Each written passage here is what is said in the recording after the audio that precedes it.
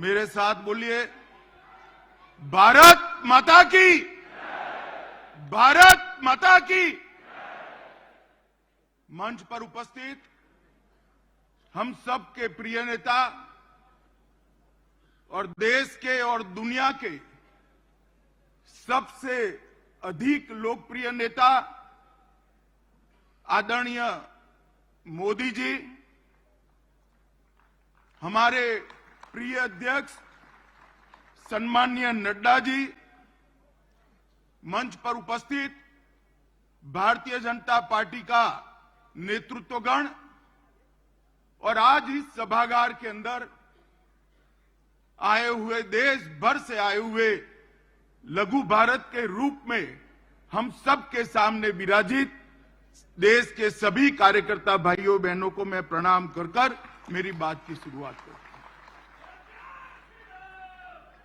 मित्रों, ये हमारा राष्ट्रीय अधिवेशन, ये विस्तृत राष्ट्रीय अधिवेशन चुनाव की दहलीज के समय पर हो रहा है। इस राष्ट्रीय अधिवेशन के अनेक निहितार्थ, ये राष्ट्रीय अधिवेशन प्रधानमंत्री जी मोदी जी के विकसित भारत के स्वप्न को आगे बढ़ाने का संकल्प लेकर हम सब यहां से देश भर में वापस जाएंगे। इस अधिवेशन के बाद 2047 का भारत कैसा होगा, इसका मोदी जी का संदेश लेकर हम हर कॉन्स्टिट्यूएंसी में जाएंगे और कुछ ही दिनों में देश की जनता ये निर्णय करने वाली है कि आने वाले 5 साल इस देश के शासन की धुरा किस पार्टी के हाथ में होगी, किस व्यक्ति के हाथ में होगी। मगर पूरे देश में कहीं पर भी संशय नहीं है, प्रश्न चिन्ह नहीं है। देश ने तय किया है कि मोदी जी फिर से एक बार इस देश के प्रधानमंत्री बनेंगे। साथियों, 75 साल में इस देश ने 17 लोकसभा के चुनाव देखे हैं, 22 सरकारें देखी हैं, 15 प्रधानमंत्री देखे हैं।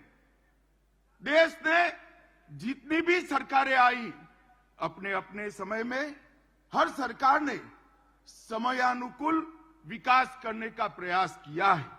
मगर आज मैं कोई कंफ्यूजन के बगैर कह सकता हूं कि समग्रता से विचार, हर क्षेत्र का विकास और हर व्यक्ति का विकास करने का काम केवल और केवल नरेंद्र मोदी जी के 10 साल में हुआ है। नरेंद्र मोदी जी के 10 साल के अंदर देश सुरक्षित हुआ, देश समृद्धि की ओर आगे बढ़ा। 60 करोड़ गरीब जो आजादी के 75 साल तक, 70 साल तक अपने आप को विकास की प्रक्रिया के बाहर मानते थे, उसको मालूम ही नहीं था कि देश आजाद हुआ, लोकतंत्र आया, मुझे क्या मिला, मेरा क्या हिस्सा। भाइयों और बहनों, 60 करोड़ गरीबों को घर देना, घर में गैस का सिलेंडर देना, पीने का पानी का कनेक्शन देना, बिजली पहुंचाना, शौचालय देना, 5 किलो अनाज गरीब को फ्री ऑफ कॉस्ट मुफ्त में देना और 5 लाख तक का स्वास्थ्य का उसका खर्चा भी सरकार ने उठाया। आज ये 60 करोड़ गरीब अपना बैंक अकाउंट भी रखते हैं और डिजिटल इंडिया से एक गरीब महिला अपनी सब्जी भी परचेज कर पाती है, सब्जी भी खरीद करती है। इन लोगों के जीवन में 70 साल तक जो सारी अभाव था, वो अभाव को एक ही 10 साल में समाप्त करने का काम हमारे प्रिय नेता नरेंद्र मोदी जी ने किया है। आज ये 60 करोड़ लोग अपने आप को देश के लोकतंत्र से जुड़ा हुआ पाते हैं। आज ये 60 करोड़ लोग हमारे संविधान की सार्थकता को महसूस कर रहे हैं। 10 साल में इतना बड़ा परिवर्तन आया है। दलित, आदिवासी और पिछड़ा समाज उसको वोट बैंक के नाते एक कांग्रेस और इंडिया अलायंस वालों ने उपयोग तो बहुत किया, पहली बार उनको सम्मान और हिस्सेदारी देने का काम भारतीय जनता पार्टी की नरेंद्र मोदी सरकार ने पहली बार ये देश का गौरव पूरी दुनिया ने महसूस किया। दुनिया में भारत के लोग कहीं पर भी जाते हैं, कहीं पर भी दुनिया में आप चले जाओ, पूछेंगे मोदी के भारत से आते हो ना। ये पहचान दुनिया में, विश्व में खड़ी करने का काम हमारे नेता नरेंद्र मोदी जी ने किया है। और मैं आज बताना चाहता हूं मित्रों आपको कि 140 करोड़ की जनता ने पहली बार महान भारत का स्वप्न देखने का साहस नरेंद्र मोदी जी ने दिया है। न केवल महान भारत का स्वप्न देने का साहस, उस स्वप्न को सिद्धि में परिवर्तित करने के लिए सामूहिक पुरुषार्थ करने का मन भी नरेंद्र मोदी ने बनाया है। और पूरे देश के सामने एक लक्ष्य रखा कि 2047 में भारत पूर्ण विकसित भारत होगा, आत्मनिर्भर भारत होगा, गुलामियों की निशानियों से मुक्त भारत होगा। ये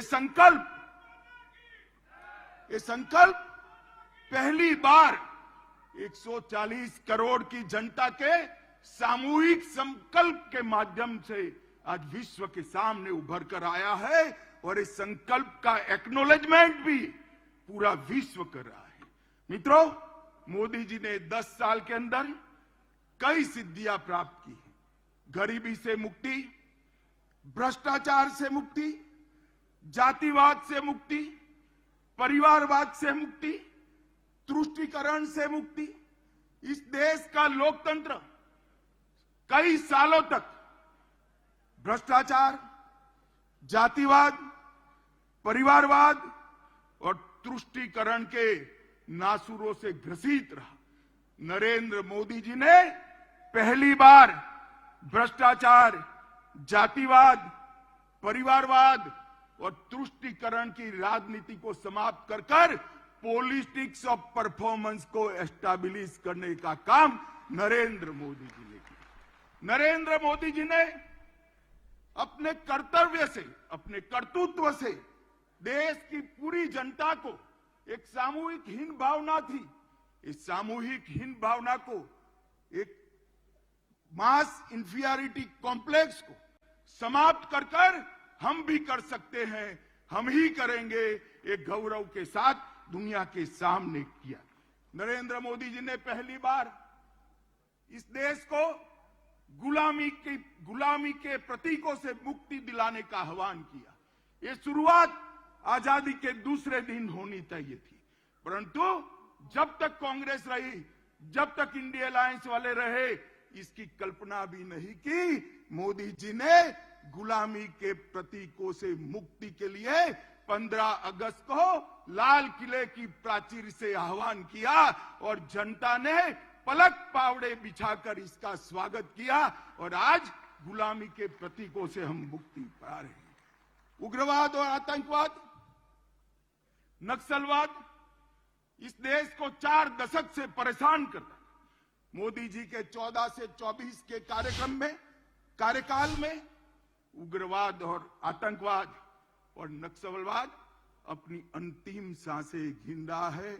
मैं देश की जनता को कहना चाहता हूं, मोदी 3 में ये देश पूर्णतया आतंकवाद, उग्रवाद और नक्सलवाद से मुक्त होकर शांत और समृद्ध भारत बनने की दिशा में आगे बढ़े। भाई और बहनों, मोदी जी के शासन ने कई विरोधाभास खत्म कर दी। एक समग्रता से सोचने वाला नेतृत्व, एक नीति के आधार पर चलने वाला नेतृत्व, एक युग दृष्टा नेतृत्व किस तरह से काम करता है, इसकी मिसाल कायम की है।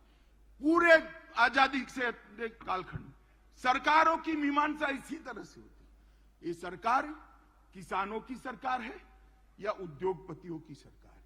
ये सरकार किसान कल्याण करेगी या इकोनॉमी को आगे बढ़ाएगी? मोदी जी ने बता दिया किसान कल्याण भी हो सकता है और अर्थतंत्र भी पटरी पर आ सकता है। दोनों के बीच में कोई भी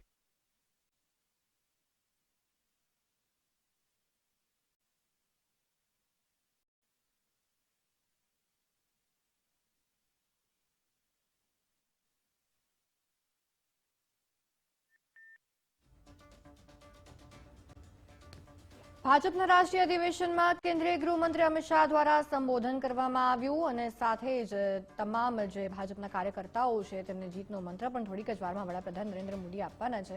કેન્દ્રીય ગૃહમંત્રી અમિતભાઈ શાહ દ્વારા કહેવામાં આવ્યું કે પીએમ મોદીએ ગુલામીના નિશાનો દૂર કર્યા, આતંકવાદ નક્સલવાદીઓથી દેશ પરેશાન હતો, જેની સામે હવે દેશે એવું લડ્યો છે। આજે આતંકવાદ અને નક્સલવાદ પોતાનો અંતિમ શ્વાસ ગણી રહ્યો છે અને જે રીતના કેટલાક લોકોએ જનતાને ભટકાવવાનું પણ કામ કર્યું। કેન્દ્રીય ગૃહમંત્રી અમિત શાહે વાત કહીને વિપક્ષ પર પ્રહાર કર્યા। गरीब कल्याण को छोड़ना पड़ेगा। मैं आज सबके सामने कहना चाहता हूं, हर किसान को हर साल 6,000 रुपया देना, हर गरीब को सभी प्राथमिक सुविधाएं एक साथ दे देना और अर्थतंत्र को 11वें नंबर से 5वें नंबर पर ला देना, वो मोदी जी ही कर सकते हैं और कोई नहीं कर सकता। भाई और बहनों, आज एक संदेश लेकर जाइए यहां से। 130 करोड़ की 140 करोड़ की जनता के बीच में मोदी जी को तीसरी बार प्रधानमंत्री देश की जनता बनाए, हमारा अर्थतंत्र भी तीसरे नंबर पर आ जाएगा। ये संदेश लेकर हमने जाना है। इसी तरह से एक द्वंद्व चालू रहा कि विदेश नीति, अगर दुनिया को मित्र बनाना है तो देश की सुरक्षा में थोड़ा बहुत कॉम्प्रोमाइज करना पड़ेगा। ये बहुत लंबा बहस का विषय आजादी के बाद तुरंत शुरू हुआ और सारे पंडित सुरक्षा नीति और विदेश नीति के बीच के द्वंद्व में फंसते रहे। मोदी जी ने तय कर लिया और कर दिखाया कि सरहद की सुरक्षा, देश की सुरक्षा हमारी सबसे पहली प्रायोरिटी है। और आज ये करने के बाद, देश को सुरक्षित करने के बाद, मोदी जी ने भारत को विश्व मित्र के रूप में प्रस्तावित किया। वसुधैव कुटुंबकम का हमारा सूत्र को उन्होंने नीचे लिखा।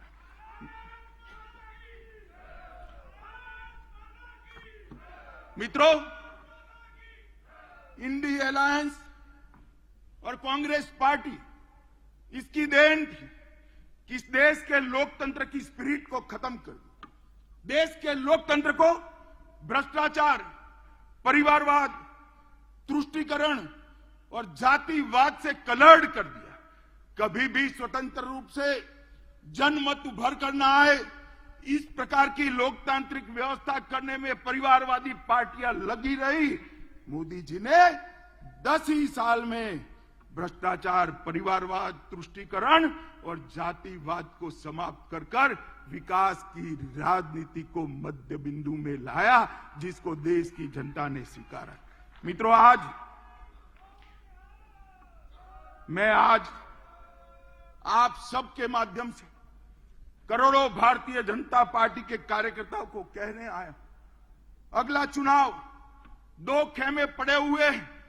महाभारत के युद्ध में जैसे पांडव और कौरव के खेमे पड़े थे, इसी तरह चुनाव के पहले 2 खेमे पड़े हैं। एक खेमा है मोदी जी के नेतृत्व में, बीजेपी के नेतृत्व में एनडीए का गठबंधन, और दूसरा है कांग्रेस के नेतृत्व में सारी परिवारवादी पार्टियों का इंडी अलायंस।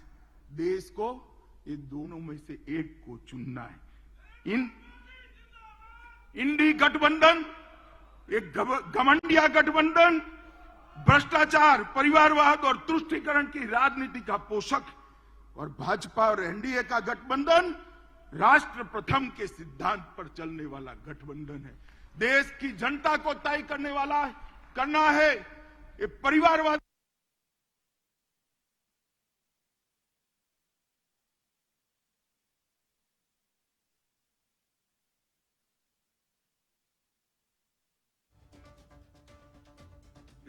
देश की जनता को तय करना है ये परिवारवादी पार्टियां चाहिए, ये भ्रष्टाचार की पोषक पार्टियां चाहिए, तुष्टीकरण करने वाली पार्टियां चाहिए और देश के लिए जान न्यौछावर करने के लिए तैयार भारतीय जनता पार्टी चाहिए। मित्रों, ये जो अलायंस हुआ है, अलायंस ऐसे ही नहीं होता है। अलायंस जब सोच समान हो, विचार समान हो, सिद्धांत समान हो, तब होते। ये इंडिया अलायंस जो बना है, ये पूरा का पूरा इंडिया अलायंस कांग्रेस के नेतृत्व में।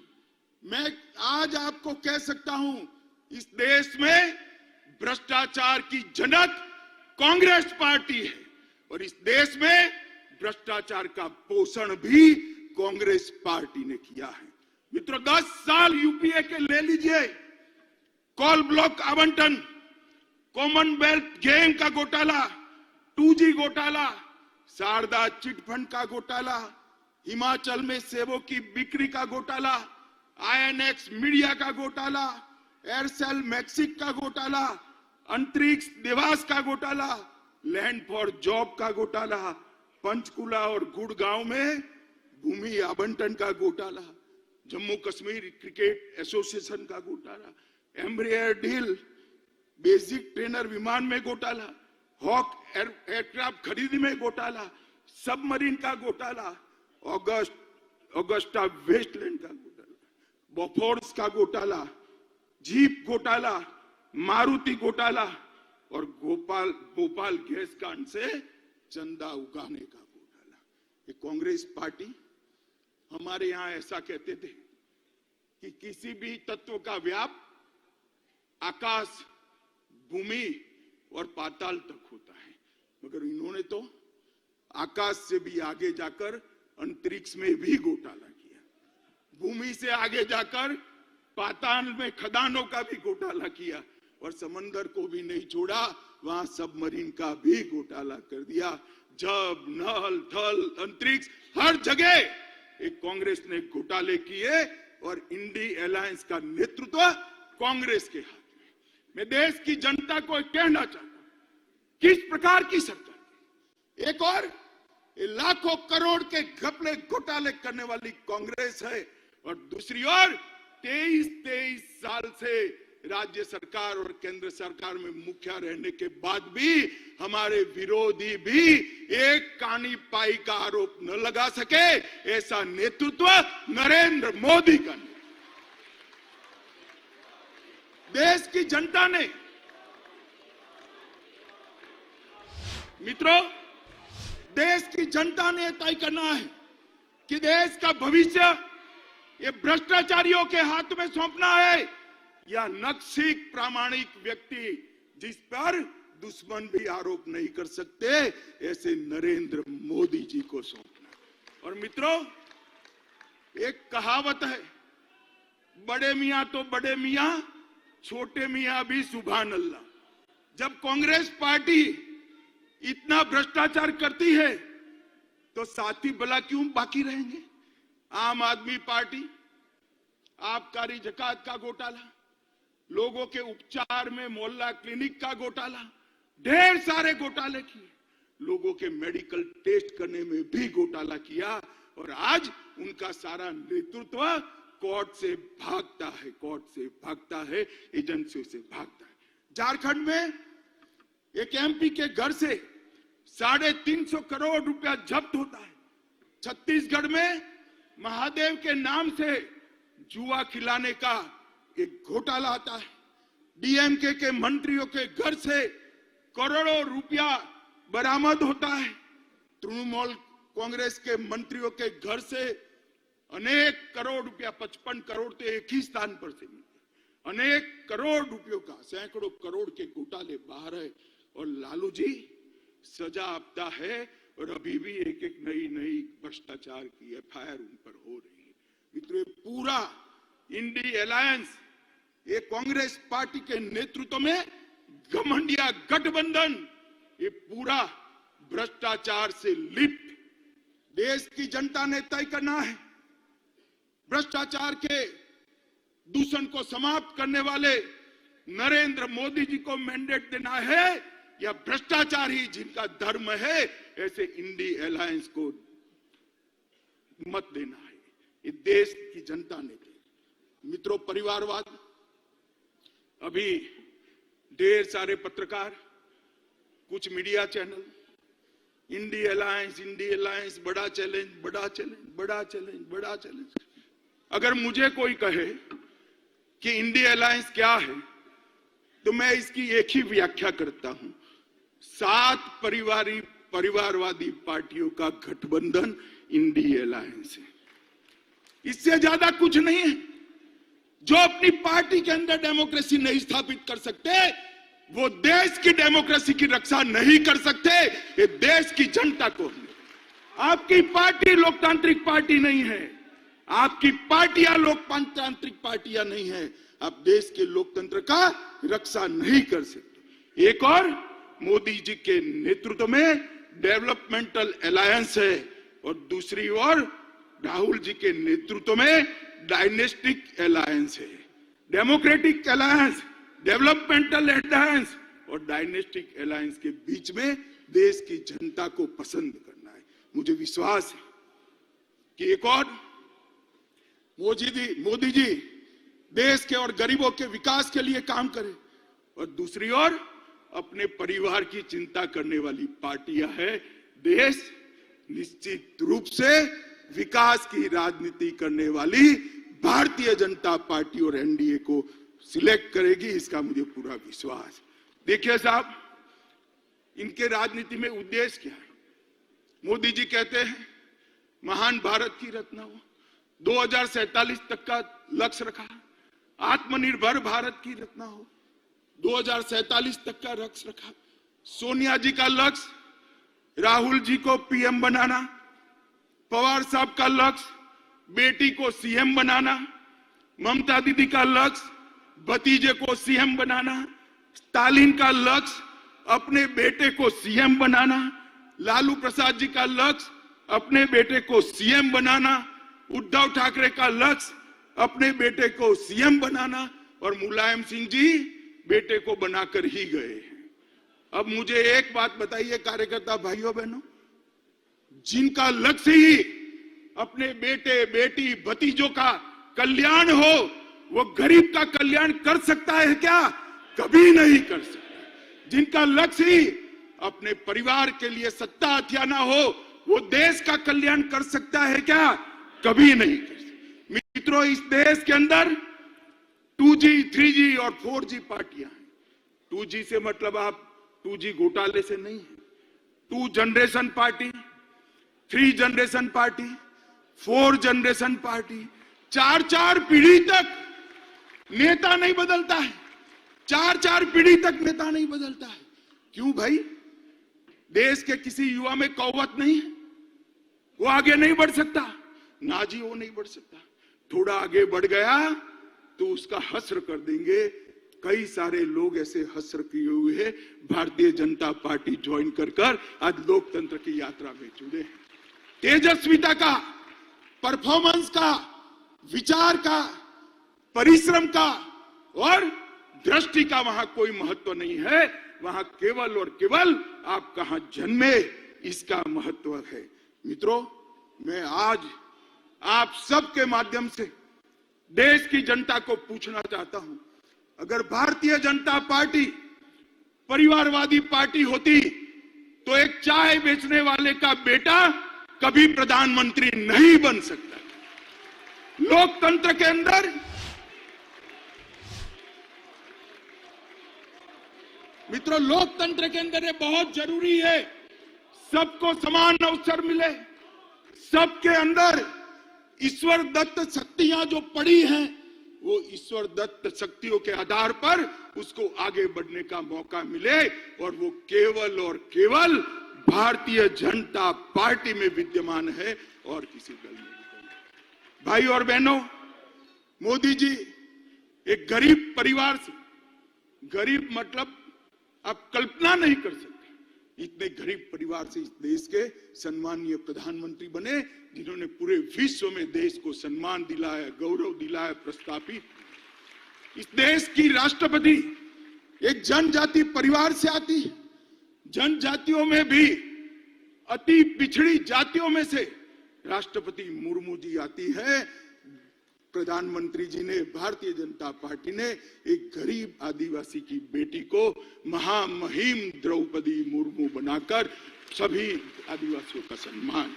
इस देश का उपराष्ट्रपति एक किसान का बेटा, खेत जोतने वाले का बेटा इस देश का उपराष्ट्रपति बना है। मित्रों, मैं खुद कह मानता हूं कि भारतीय जनता पार्टी में बूथ का काम करने वाला एक व्यक्ति देश का प्रधानमंत्री भी बन सकता है, राष्ट्रपति भी बन सकता है। और वो केवल और केवल भारतीय जनता पार्टी में ये सहूलियत उपलब्ध है, क्योंकि हमने हमारी पार्टी को लोकतांत्रिक पार्टी बना कर रखा है। मित्रों, ये परिवारवादी पार्टियां जो अपने बेटे बेटियों के लिए काम करती है, वो देश का कल्याण नहीं कर सकती। केवल और केवल राष्ट्र प्रथम के नारे के साथ आगे बढ़ रही भारतीय जनता पार्टी, मोदी जी के नेतृत्व में आगे बढ़ रही भारतीय जनता पार्टी ही देश का कल्याण कर सकती है। मित्रों, इस देश में जब से हमारा संविधान बना, हमारे संविधान के अंदर पंथ निरपेक्षता को बहुत बड़ा महत्व दिया। और ये देश आज से नहीं, हजारों सालों से पंथ निरपेक्षता के आधार पर, बिन सांप्रदायिकता के आधार पर चलता रहा। राज्य का कभी कोई धर्म नहीं होता है। सबको अपना धर्म बनाने की, मानने की और उसका अनुसरण करने की छुट्टी भी है, मुक्ति भी है। परंतु कांग्रेस पार्टी ने वोट बैंक की रचना करने के लिए संविधान की उदात्त भावनाओं में भी विकृति डालकर पंथ निरपेक्षता को तुष्टीकरण की राजनीति से दूषित किया। मित्रों, मैं आज आप सबके सामने कहना चाहता हूं, ये कांग्रेस पार्टी जिसने भगवान श्री राम के अस्तित्व को नकारा और एफिडेविट पर नकारा, बाद में उनको एफिडेविट वापस ले। ट्रिपल तलाक का कानून जो केवल और केवल महिलाओं को, मुस्लिम महिलाओं को उनके अधिकार देने का कानून है, इसका आपने विरोध किया। यूसीसी जो कांग्रेस के समय में ही संविधान निर्माता एक लक्ष्य देश के लिए रख कर गए थे, उत्तराखंड सरकार यूसीसी लाई, कांग्रेस ने इसका भी विरोध किया। मित्रों, धारा 370 जब संविधान बना तब ये तय था कि टेम्पररी का मतलब है उचित समय पर उसको हटा देना, मगर 70 साल तक उचित समय आया नहीं। धारा 370 के कारण कश्मीर के अंदर अलगाववाद बढ़ा, उग्रवाद बढ़ा, पाकिस्तान को अंदर पैर रखने की भूमि मिली और 40,000 से ज्यादा लोग मारे गए। मगर तुष्टीकरण की राजनीति ने धारा 370 को हटाने नहीं दिया। इस देश की जनता ने मोदी जी को तीसरी बार पूर्ण बहुमत दिया। 5 अगस्त 2019 को मोदी जी ने धारा 370 को समाप्त कर दिया और आज कश्मीर एक नए युग के साथ आगे बढ़ रहा है। पीएफआई पर बैन हमने लगाया, तब भी कांग्रेस और इंडिया अलायंस के लोगों ने टेढ़े मेढ़े बयान किए। दक्षिण भारत की महान परंपरा, तमिलनाडु की महान परंपरा, पवित्र सेंगोल को हमने पार्लियामेंट के अंदर बड़ी पवित्रता से प्रस्तावित किया। इसका भी कांग्रेस पार्टी और उनके साथियों ने विरोध किया। ये जहां भाजपा विजयी होती है, उन राज्यों को गौमूत्र स्टेट कहते हैं। ये लोग संविधान पर पहला अधिकार, देश के खजाने पर पहला अधिकार माइनॉरिटी का है, ये मान्यता रखने वाले हैं। मोदी जी का कहना है देश के खजाने पर पहला अधिकार गरीब का है, दलित का है, आदिवासी का है, पिछड़े। जाकिर नाइक को मैसेंजर ऑफ पीस का सर्टिफिकेट देते हैं। भगवा आतंकवाद के नाम से पूरे सनातन धर्म को बदनाम करते हैं। और मित्रों, अंतिम चरम सीमा तो तब आ गई जब 550 साल के बाद इस देश में उत्सव का क्षण आया। रामलला का प्रधानमंत्री जी प्राण प्रतिष्ठा करने वाले थे। रामलल्ला के मंदिर की प्राण प्रतिष्ठा में न्यास ने कांग्रेसियों को भी निमंत्रण भेजा, मगर उन्होंने तुष्टीकरण की राजनीति करना तय माना, इसको ठुकरा दिया। मैं आज यहां से कांग्रेस पार्टी को चेतावनी देना चाहता हूं। आपने रामलल्ला की प्राण प्रतिष्ठा के निमंत्रण को ठुकराकर केवल ये ऐतिहासिक पल में हिस्सेदार होने से आप नहीं कतराए हैं, आपके देश के महान बनने की प्रक्रिया से अपने आप को दूर कर लिया है। देश की जनता इसको देख भी रही है और याद भी रही है। मित्रों, खैर वो आए ना आए, भारतीय जनता पार्टी तुष्टीकरण में नहीं मानती है। मैं आज इस महान अधिवेशन के सामने कहना चाहता हूं, किसी भी लोकतांत्रिक देश में भी बहुमत समाज ने अपनी श्रद्धाओं के निर्वहन के लिए इतनी लंबी कानूनी लड़ाई नहीं लड़ी है। 75 साल तक हम कानूनी लड़ाई लड़े और संपूर्ण लोकतांत्रिक तरीके से हमने राम मंदिर का निर्माण किया। इसका संपूर्ण यश हमारे प्रधानमंत्री नरेंद्र मोदी जी को जाता है।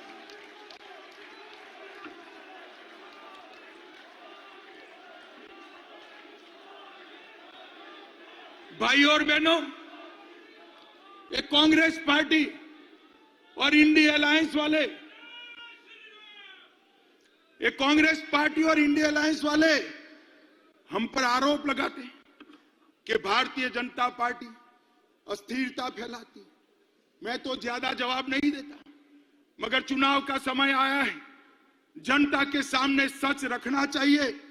मैं आज ये कहने आया हूं कि कांग्रेस पार्टी की कभी से, जब से इंदिरा जी प्रधानमंत्री बनी तब से ना लोकतंत्र में श्रद्धा है, ना लोकतांत्रिक प्रक्रियाओं में श्रद्धा है। इन्होंने न्यायपालिका, ब्यूरोक्रेसी, मीडिया, चुनाव आयोग, कैग जैसी सभी संवैधानिक संस्थाओं का धज्जियां उड़ाने का काम किया है।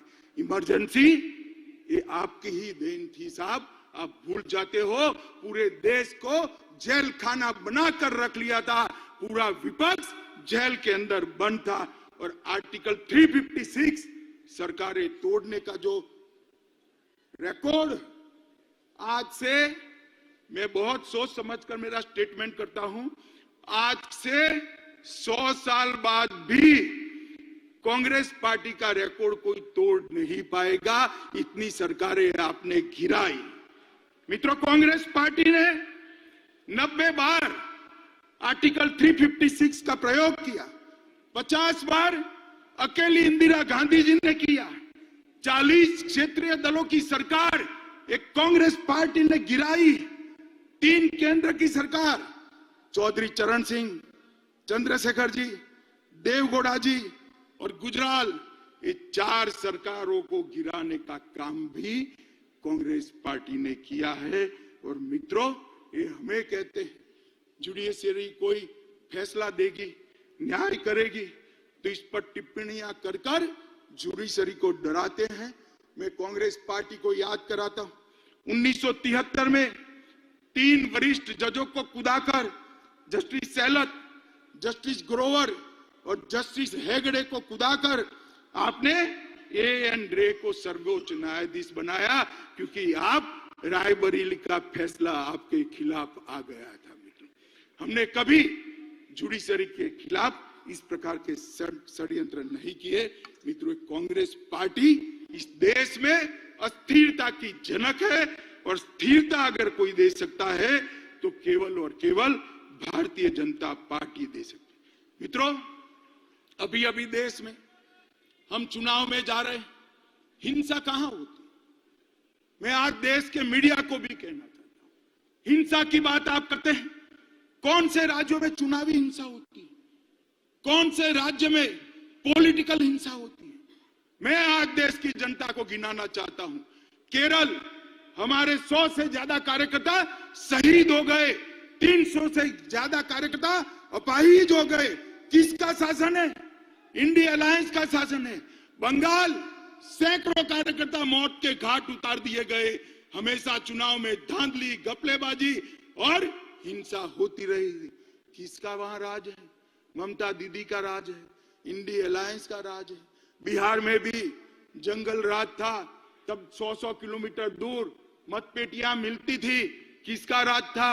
इंडी अलायंस का राज था। यूपी में भी चुनाव का रेगिंग होता था। हमारी सरकारों में कभी रेगिंग नहीं हुआ। किसकी सरकार थी? आपकी सरकार थी। मित्रों, आज भारतीय जनता पार्टी के हजारों कार्यकर्ता हिंसा की भेंट चढ़े।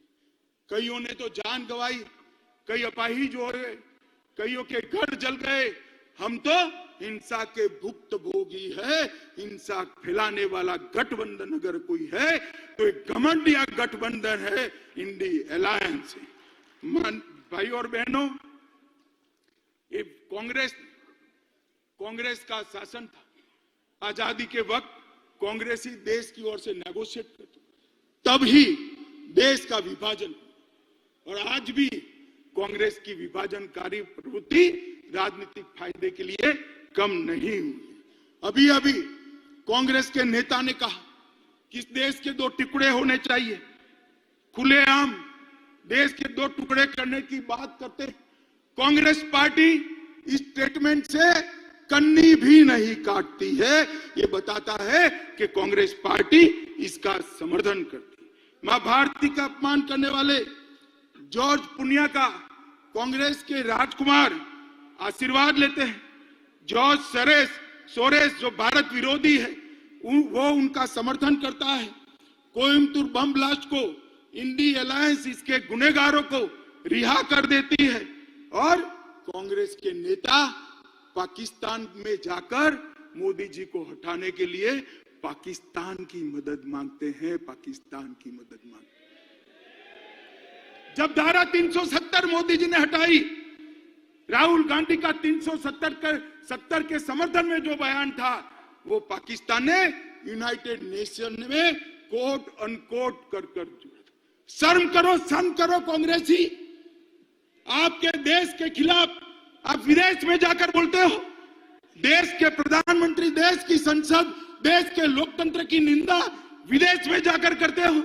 और धारा 370 जैसी महत्वपूर्ण चीज को आपने पाकिस्तान को यूएन में हथियार देकर देशद्रोह का एक उदाहरण सेट किया है। मित्रों, और मैं देश की जनता को कहता हूं, ये विभाजनकारी प्रवृत्ति जो आजादी के वक्त थी, वो आज भी वहां पर है, उसमें कोई परिवर्तन नहीं। मित्रों, अभी एक कांग्रेस के शहजादे को किसी ने एक भाषण लिखकर दे दिया है। उनका तय है, हर भाषण वो 9 महीने तक बोलते ही रहेंगे। 9 महीने के बाद स्क्रिप्ट बदलता है, ये तय है उनका। अभी उनके हाथ में ओबीसी का भाषण किसी ने थमा दिया है। हर जगह ओबीसी पूछते हैं, हर सवाल ओबीसी के लिए। मैं इनको कहना चाहता हूं, भाई अच्छा ट्विटर रख लो, अच्छा शिक्षक रख लो, और कांग्रेस पार्टी ने ओबीसी के लिए क्या किया है उसका जरा अध्ययन कर लो। आप जो बोल रहे हो वो आपके ही खिलाफ जा रहा है। मैं आज आप सभी को बताना चाहता हूं, 1957 में काका साहेब कालेलकर कमेटी ने पिछड़ों के लिए रिपोर्ट दिया। कांग्रेस पार्टी ने इसको कभी इंप्लीमेंट नहीं किया। मंडल आयोग बना 1980 में। मंडल आयोग को इंदिरा गांधी ने ठंडे बस्ते में डाल दिया। 1990 में जब इंप्लीमेंटेशन की बारी आई, विपक्ष के नेता नाते राजीव गांधी ने पार्लियामेंट में इसका विरोध किया।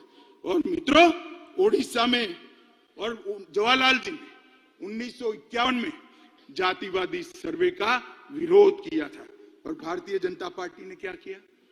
मैं पिछड़ा समाज की बात करता हूं, बड़े गौरव के साथ बात करता हूं। मित्रों, हमने इस देश को गौरव हो इस तरह से अति पिछड़ी जाति का प्रधानमंत्री देने का काम भारतीय जनता पार्टी ने किया। आज देश में पहला मंत्रिमंडल ऐसा है मोदी जी का जिसमें 27 मंत्री ओबीसी है। राज्यों को ओबीसी की सूची का संशोधन करने का अधिकार मोदी जी ने दिया। केंद्रीय विद्यालय, नवोदय विद्यालय, सैनिक स्कूल, और मेडिकल इंजीनियरिंग के दाखिलों में 27% आरक्षण पहली बार नरेंद्र मोदी जी ने दिया। ओबीसी की छात्रवृत्ति में 33% की वृद्धि नरेंद्र मोदी जी ने की। आईआईटी में ओबीसी छात्रों की ट्यूशन फी को माफ करने का निर्णय देश के प्रधानमंत्री नरेंद्र मोदी ने किया। नीट की परीक्षा में ओबीसी बच्चों का पहली बार अगर आरक्षण हुआ तो नरेंद्र मोदी जी ने किया। पेट्रोल पंप और गैस की एजेंसियों में 27% पिछड़ा वर्ग को आरक्षण देने का काम नरेंद्र मोदी जी ने किया। और ये जितनी भी गरीब कल्याण की स्कीमें बनी है उस सब में सबसे बड़ा बेनिफिशियरी अगर कोई है तो दलित, पिछड़ा और ओबीसी भाई है। राहुल गांधी, आप हमें क्या ओबीसी का कल्याण सिखाते हो? हम तो समाज के हर वर्ग को साथ में लेकर चलते हैं। जो पिछड़ा है उसको ज्यादा मिलता है, जो अकड़ा है वो अपने आप अपना शहर जाने देता है। मोदी जी ने इस देश की जनता का आह्वान किया, जिनको सुख है, संपत्ति है, ईश्वर की कृपा है, वो अपनी गैस की सब्सिडी छोड़ दे। 2 करोड़ से ज्यादा लोगों ने गैस की सब्सिडी अपने आप त्याग करी। मोदी जी ने करोड़ों गरीबों को फ्री ऑफ कॉस्ट गैस देने का काम किया। मित्रों, मोदी जी ने 10 साल के अंदर जातिवाद, परिवारवाद, भ्रष्टाचार, तुष्टीकरण को समाप्त कर दिया। इसके आधार पर ये राजनीति करते थे, इसके आधार पर अपनी राजनीति को आगे बढ़ाते। उनका स्वप्न, ये 4 आधारों पर सत्ता हथियाने का स्वप्न मोदी जी ने चूर चूर कर रख दिया। अब इस प्रकार के कलुषित मैंडेट वो प्राप्त नहीं कर सकते। आज 10 साल में देश महान भारत, विकसित भारत का स्वप्न लेकर आगे बढ़ रहा है। दूर दूर तक सत्ता प्राप्ति की संभावना आज घमंड या गठबंधन को नहीं देखती है। इसके लिए वो लोग डिनायल मोड में आ गए, हर चीज में विरोध करते। धारा 370 और महिलाओं को अधिकार देने के कई मौके आए, वे विरोध करते रहे। 3 तलाक का विरोध किया, ओबीसी कमीशन का विरोध किया, कश्मीर में गुर्जर, बकरवाल, पहाड़ी, वाल्मीकियों को रिजर्वेशन देने का विरोध किया। नारी शक्ति वंदन अधिनियम में भी कई सारे व्यवधान खड़े किए। हिंदू शरणार्थियों को नागरिकता देने का सीए का बिल, इसका विरोध किया। एक देश एक टैक्स, जीएसटी का विरोध किया। दलित को राष्ट्रपति बनाना, आदिवासी को राष्ट्रपति बनाना आपने आम सहमति नहीं होने दी। सर्जिकल स्ट्राइक और एयर स्ट्राइक कर मोदी जी ने भारत की सेना के पराक्रम को पूरी दुनिया में प्रस्थापित, आतंकवाद के सामने एक कड़ा मैसेज दिया। आपने उस वक्त भी, राहुल बाबा, आपने उस वक्त भी देश से साक्ष्य मांगे थे। शर्म करो, शर्म करो, सेना के जवान की शहादत पर आप साक्ष्य मांगते हो। मित्रों, भारत ने वैक्सीन का निर्माण किया। 100 से ज्यादा देशों में हमारा वैक्सीन गया। वैक्सीन के माध्यम से आज 140 करोड़ का देश कोरोना से सुरक्षित हुआ। उसको भी मोदी वैक्सीन कर आपने बदनाम करने का प्रयास किया। मगर देश की जनता ने भी, आज भी कोई वैक्सीन लेने जाता है तो कहता है मोदी वैक्सीन दे दो भाई, मेरी इम्यूनिटी खत्म हो गई। Digital economy, direct benefit transfer, इसका विरोध किया। नई संसद बनाई।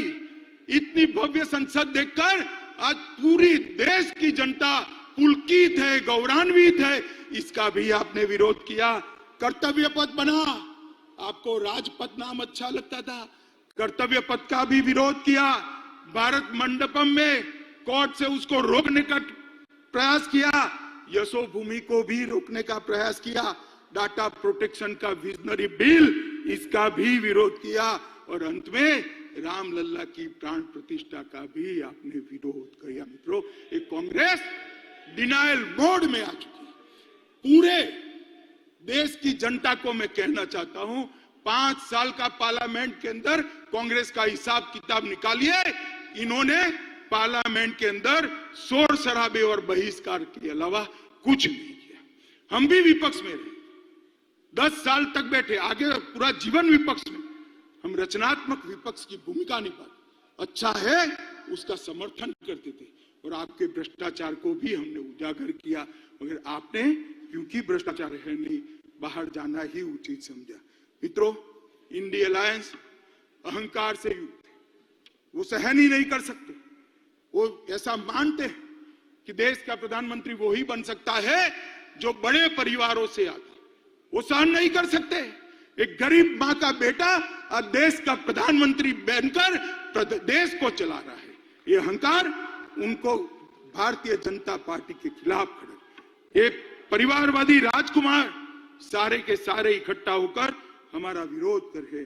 मोदी जी ने 40 से ज्यादा नीतियां बनाकर इस देश को नीतियों के आधार पर चलाने का काम किया। मैं पूरी सूची बोलना नहीं चाहता मित्रों, पॉलिसी पैरालिसिस हो गया ऐसी पूरी दुनिया मनमोहन सिंह सरकार को कहती थी। आज मोदी सरकार ने हर क्षेत्र की 40 से ज्यादा पॉलिसी बनाकर पॉलिसी के आधार पर शासन कैसा हो सकता है उसका उदाहरण पूरी दुनिया में रखने का काम नरेंद्र मोदी जी ने किया। और मित्रों,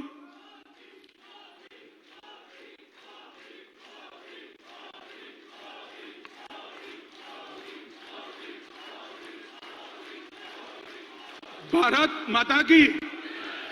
मित्रों, मैं और आप हमारे नेता के वखान करें, पत्रकार भी कहेंगे, एक घमंडिया गठबंधन भी करेगा, आपको ऐसा ही करोगे, मगर मैं आज देश की जनता का भी धन्यवाद करना चाहता हूं।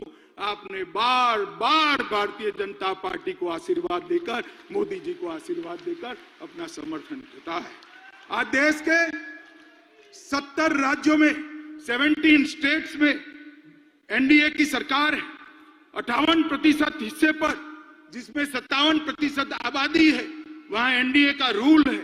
गुजरात में हम लगातार 6 चुनाव जीते, मध्य प्रदेश में 21 सालों से शासन में है, गोवा में 3 बार जीते, उत्तर प्रदेश में 2 बार जीते, उत्तराखंड में 2 बार जीते, हरियाणा में 2 बार जीते, अरुणाचल में 2 बार जीते, आसाम में 2 बार जीते, त्रिपुरा में 2 बार जीते, मणिपुर में 2 बार जीते, और छत्तीसगढ़ और राजस्थान में भी 3-3 टर्म तक मैंडेट मिला था, और फिर से चौथा मैंडेट छत्तीसगढ़ और राजस्थान की जनता ने दिया है।